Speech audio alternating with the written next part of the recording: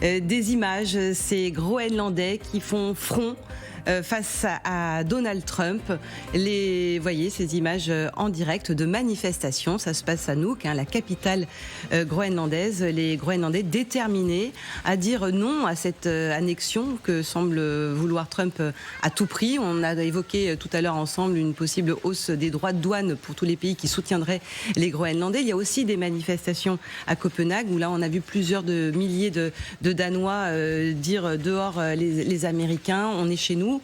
Voilà donc pour ces images très impressionnantes. Alors c'est ramené à l'échelle de la population groenlandaise, encore une fois 56 000 Groenlandais, mais on sent cette détermination. Ils ont du courage, les Groenlandais, pour faire face à Donald Trump. Mais ils ont quand même du soutien, et ça on va voir ça avec vous, Sylvia, parce Magali l'évoquait il y a quelques instants, il y a ce déploiement de troupes européennes. Alors qui est là-bas? Comment ça se passe, Sylvia? On va commenter surtout les dernières images. Regardez, par exemple, ces F-35 danois qui patrouillent dans le ciel du Groenland. Ils sont avec un ravitailleur français. Image publiée par les Danois. Ils viennent de terminer une mission de formation prévue dans le sud-est du Groenland. Mais tout cela s'inscrit bien sûr dans un contexte d'arrivée de forces européennes sur place ces derniers jours pour faire face aux menaces de Donald Trump. On va regarder également d'autres photos. On va y voir des soldats français, norvégiens, britanniques, suédois, aussi en meeting avec le général danois Anderson. Officiellement, rien à voir avec les menaces américaines. Il s'agit ici de contrer les activités potentielles de la Russie dans la région et de participer à l'exercice militaire Arctic Endurance, une opération interalliée décidée en urgence par le Danemark. Arctic Endurance, c'est même un exercice qui a été proposé aux États-Unis, donc invité à participer à cet exercice. Au total, combien de pays envoient des forces, Sylvia? Eh bien, on va les voir. Ceux-ci, il y a la France, l'Allemagne, la Suède, la Norvège et bien sûr le Danemark, qui doit assurer la sécurité du Groenland, rejoint par les Pays-Bas, la Finlande et le Royaume-Uni. Au total, plusieurs dizaines de soldats sont sur place actuellement, afin d'organiser une permanence de la défense du territoire sur place. Aucun chiffre officiel n'a été communiqué par les Danois. Autre image que l'on va voir, c'est celle des forces allemandes qui sont arrivées sur place hier. L'Allemagne qui a envoyé pour l'instant 13 membres de son armée de terre. Selon le ministre allemand de la Défense, les militaires européens vont mener une exploration du Groenland de 2 jours, entre jeudi et samedi. Regardez ce qu'il dit, le ministère allemand de la Défense. La mission consiste à recueillir les informations fondamentales sur les conditions générales sur place pour les possibilités d'intervention et d'entraînement. Concernant cette fois le contingent français, il s'agit d'un détachement de reconnaissance des chasseurs alpins. Ils sont là pour organiser, comme pour les autres pays d'ailleurs, des spécialistes de haute montagne aguerris aux conditions extrêmes et au combat en zone arctique. C'est un savoir-faire qui est rare en Europe et c'est un contingent qui pourrait évoluer. En tout cas, c'est ce qu'a dit Emmanuel Macron ce jeudi lors de ses vœux aux armées. Il a précisé que la France allait envoyer d'autres moyens terrestres, aériens et navals dans les prochains jours. Merci beaucoup, Sylvia, pour ces précisions. C'est important parce qu'on avait donné des chiffres sur le nombre de soldats. Alors ça semblait pas peser très lourd, général François Chauvencier, honnêtement. Mais la réalité, c'est pas ça. Qu'est-ce qui se passe? Pourquoi est-ce qu'on envoie ce contingent? Qu'est-ce qu'ils vont faire sur place? D'abord, c'est un exercice. Un exercice comme il y en a tant. Donc c'est un de plus. La seule chose qu'on peut se poser comme question, est-ce que c'était un exercice programmé pour les forces françaises dans ce cadre-là? Il est vraisemblable que non. Donc on est intervenu sur la demande du gouvernement danois en disant on veut bien participer à cet exercice qui va avoir un rôle politique, qui est d'afficher la détermination de la France aux côtés de ses alliés et du Danemark en particulier, en disant le Groenland n'est pas à être occupé militairement par les États-Unis, oserais-je dire, et que les Européens vont participer, alors non pas à sa protection en tant que telle, mais montrer qu'ils sont bien présents physiquement sur ce territoire, c'est-à-dire qu'il n'y a pas d'agressivité. C'est pour ça qu'on utilise le mot exercice, c'est pas le déploiement d'une force d'urgence qui va assurer la protection des installations vitales du Groenland. Donc on est entre les deux.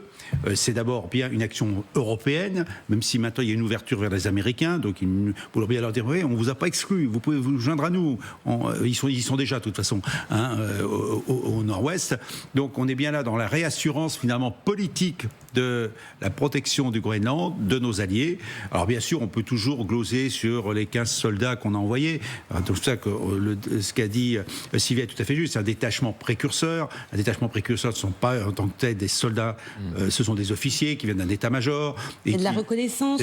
La reconnaissance, ils vont dire quelles sont les infrastructures qui peuvent nous accueillir, quels sont les besoins que vous pouvez satisfaire ici en termes de carburant, par exemple pour les avions, parce qu'il y a des avions qui sont prévus, donc a priori, ils vont atterrir au moins sur l'aéroport. Donc il y a peut-être des choses à voir, on n'en sait rien. Puis on ne connaît absolument pas ce que vont faire les Français dans cette affaire-là. Je dirais presque il y a une volonté de ne rien dire, parce que je lis un peu ce qui se dit partout. L'état-major ne dit rien, le Quai d'Orsay ne dit rien. On dit simplement, parce qu'on les a vus, qu'on projette 15 militaires français. Et puis, le président de la République a été très clair en disant on va envoyer des forces terrestres, des forces maritimes, navales et aériennes. Donc, c'est quand même quelque chose qui n'est pas anodin. Voilà. Mais en fait, on se rend bien compte que derrière, il n'y a pas grand-chose de fixe, de ferme. Peut-être qu'elle se négocie. Évidemment, ce détachement qui a l'air quand même très terrestre va négocier au moins la partie terrestre de cet engagement. Mais on est bien dans le geste politique qui n'est pas que symbolique en tant que tel, parce que c'est s'affirmer, nous, Européens, face aux États-Unis, que nous sommes au Groenland, que ça fait partie de l'Europe et que de toute façon, on assumera toutes nos responsabilités. En tout cas, les premières images, on commence à les avoir, notamment de ce déploiement d'un contingent européen que vous avez bien décrit, Général. On va voir sur place notre envoyé spécial à Nuuk, au Groenland, Roxane Sigula, nous expliquer ce qu'ils font concrètement là-bas. Les renforts militaires français, allemands, mais aussi suédois et norvégiens sont envoyés ici pour effectuer ce qu'on appelle une mission de reconnaissance. En clair, s'exercer sur ce territoire inhospitalier avec ses immenses étendues et ses températures glaciales 8 mois sur 12.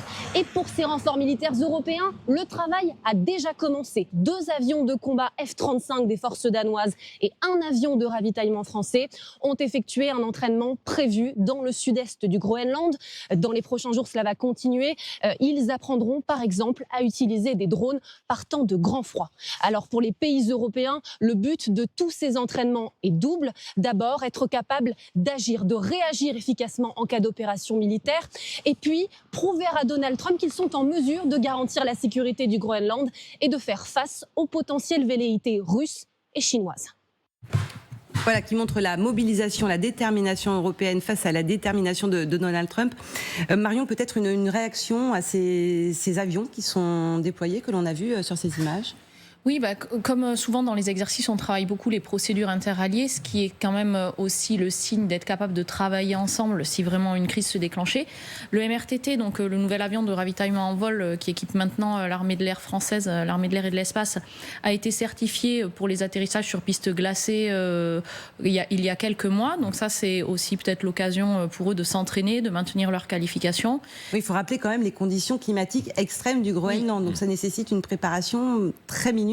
Oui, tout à fait. Pour les alors le général parlera peut-être plus facilement de tout ce qui est terrestre, mais même pour tout ce qui est aéronautique, c'est quand même spécifique d'opérer des matériels sur des environnements aussi arides. Pour les performances, ça change aussi. Alors plutôt dans le bon sens, c'est plus compliqué quand il fait chaud, mais effectivement, c'est assez intéressant parce qu'on voit donc tout un tas de signaux, le fait de pouvoir agir ensemble. C'est un exercice, mais on n'a pas de date de début, on n'a pas de date de fin. On a invité les Américains qui, en général, quand on les invite, participent aux exercices. Et là, a priori, on ne les a pas encore vus sur cet exercice. Ça les met dans une position sûrement inconfortable. Oui, alors nous aussi, on est dans une position, je pense, un peu inconfortable d'être ainsi menacés par ce que le général de Gaulle, malgré sa position assez ferme en termes de souveraineté nationale et de la façon dont il fallait qu'on réagisse vis-à-vis des Américains, terminait toujours en appelant la famille. Là, on est quand même sur quelque chose d'un peu spécial, sur des relations intrafamiliales. Donc, mais après, on ne pouvait pas faire quelque chose de très fort en termes de réponse, mais il fallait faire quand même quelque chose d'assuré. Et le fait d'envoyer au coup de sifflet bref comme ça des soldats des différents pays européens, ça reste mesuré dans la réponse et à la fois assez clair. Ouais. Vincent. Alors, à propos de situation paradoxale, même dans cette affaire, tout le monde a les fesses entre deux morceaux de banquise, si vous me permettez l'expression. Parce qu'on a vu effectivement. C'est assez imagé, mais. Non, mais on a vu effectivement l'Airbus A330 MRTT, donc ravitailler quel type d'appareil? Des F-35 danois, sont mais non américains. des appareils Mais oui. américains. Toutes les puissances intervenantes à cet exercice font partie de l'OTAN. L'OTAN, qui, on le sait de toute manière, est pilotée d'abord par les États-Unis.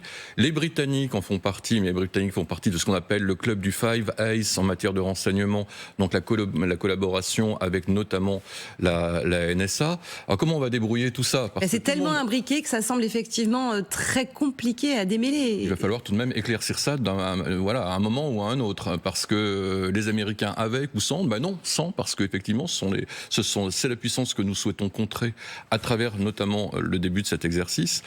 Ouais, donc tout ça est vraiment une situation absolument ubuesque générée par le racket de Trump sur le Groenland. Général. Non, il faut quand même rappeler que oui, il y a une alliance, mais que les États restent souverains.